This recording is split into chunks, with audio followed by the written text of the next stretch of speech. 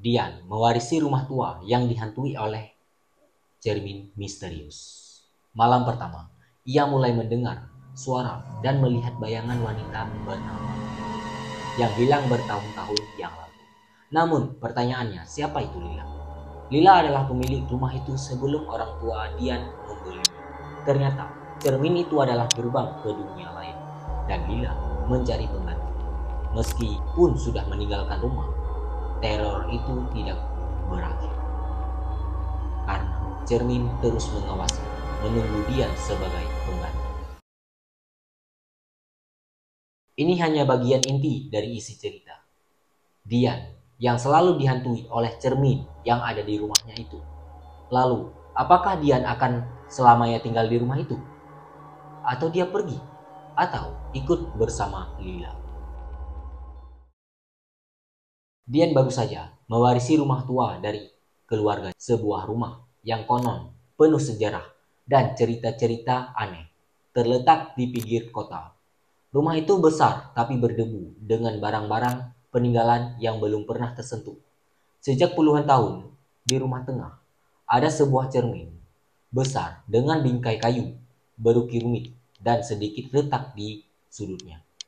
Cermin itu selalu membuat Dian merasa aneh, seolah ada sesuatu yang mengawasinya di balik pantulannya.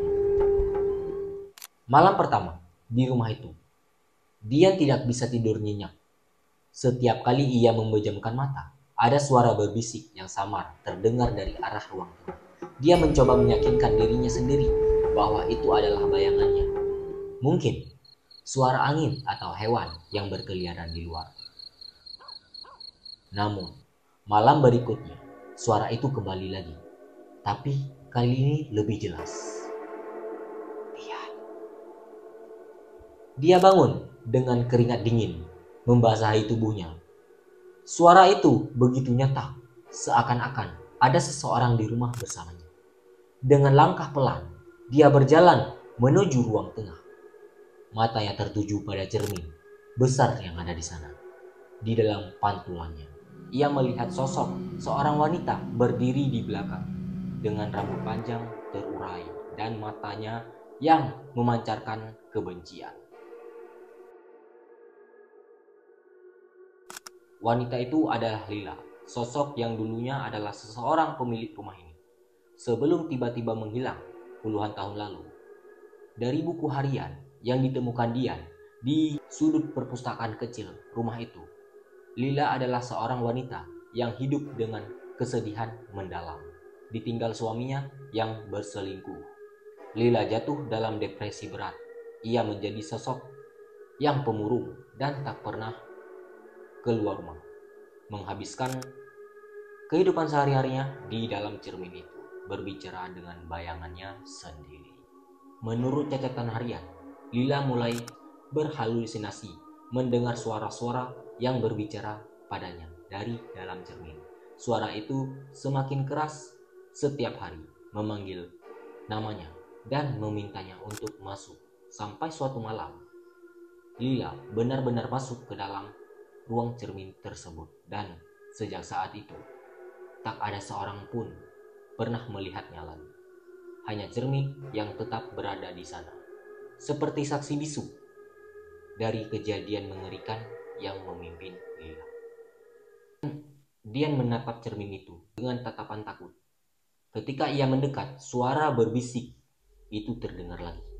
Kali ini jelas memanggil namanya.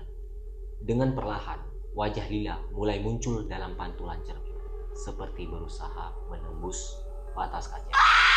Wajahnya yang dulu cantik, kini berubah menyeramkan dengan senyuman menyeringai dan mata yang penuh dendam.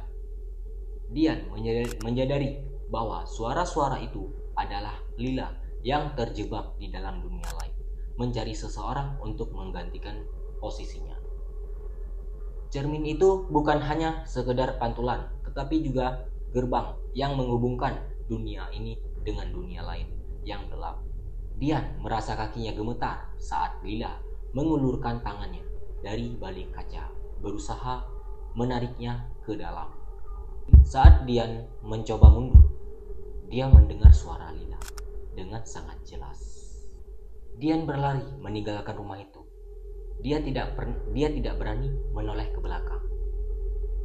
Namun, setiap kali dia berada di depan cermin, dia selalu merasa ada seseorang yang menatapnya dari balik kaca, menunggu kesempatan untuk keluar dan mengambil alih hidupnya. Beberapa minggu kemudian, Dian mendengar kabar dari tetangga yang tinggal di sekitar rumah tua itu. Mereka mengatakan, setiap malam ada suara-suara aneh yang datang dari dalam rumah tersebut. Beberapa warga bahkan mengaku melihat sosok wanita bergaun putih di jendela, menatap mereka dengan mata kosong dan senyum yang menyeramkan. Akhirnya, Dian menyadari bahwa kutukan cermin itu tidak hanya terkait pada rumah tua tersebut. Cermin itu telah menjadi pintu bagi Lila untuk masuk ke dalam dunia siapa saja yang pernah menatapnya. Dian merasakan ketakutan yang tak terjelaskan setiap kali ia melihat cermin di rumahnya sendiri. Takut bahwa suatu saat dia akan melihat Lila di sana, menunggu saat yang tepat untuk menggantinya. Oke, mungkin sampai di sini dulu cerita kita pada hari ini. Kalau misalkan kalian suka dengan video ini, jangan lupa subscribe channel kita di bawah ya, gratis soalnya.